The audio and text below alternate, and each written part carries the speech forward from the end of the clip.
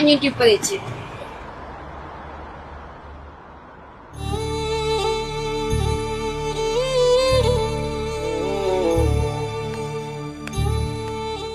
ഇതൊക്കെ മരുന്ന് ഇപ്പൊ വേണ്ട, പിന്നെ വാങ്ങിച്ചോ. ചേച്ചി കുട്ടിക്കല്ലേ മരുന്ന്? ആന്റിബയോട്ടിക് ആണ്. ഇത് കൊടുത്താലേ അസുഖം പെട്ടെന്ന് മാറും. കാശ് തികയില്ല, അതാ.